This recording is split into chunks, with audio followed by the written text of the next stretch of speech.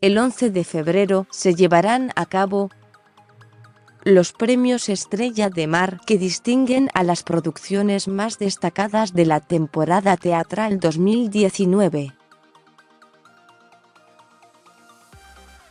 Julián Labruna y Yamila Pecoray serán los encargados de conducir la ceremonia, tras la baja de Ángel de Brito y Laurita Fernández como anfitriones.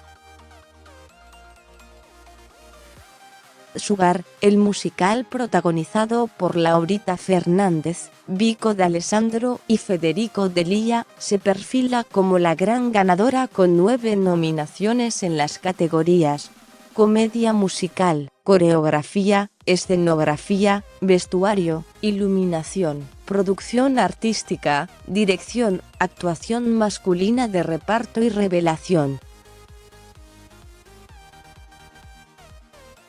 Mientras que la obra 40 días y 40 noches, con Leonor Manso, Joaquín Bertold, Juana Viale, Iván Muñoz y Pablo Alarcón, fue ternada en 6 rubros, así como el espectáculo Los Martes Orquídeas, protagonizado por Mario Pasic, Candela Vetrano, Felipe Colombo y Rita Terranova. No será una ceremonia tranquila, porque es probable que se crucen varios famosos que están enfrentados entre sí. Federico Val podría encontrarse con sus exparejas, Laurita Fernández y Barbie Vélez.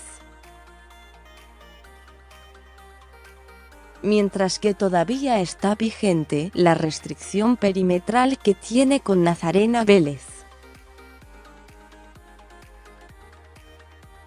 El jurado oficial en la edición del 2019 son Alejandra Canosa, Ana Magiar, Ariel Torres, Karina Combi, Celina Hernández, Daniel Luján, David Ackerman, Gabriela Moxia, Gerardo Reboredo, Indy Marini, María Eugenia Rainer y Vitino, Atahualpa Pintos, Martina Miranda, Natalia Álvarez, Rocío Pérez, Sandra González, Valentín Donofrio y Raúl Emilio Acosta. Además, se encuentra trabajando un jurado asesor conformado por especialistas de los medios y las artes, que colabora en cuestiones operativas y diversas tareas propias que se desprenden de la labor del jurado oficial.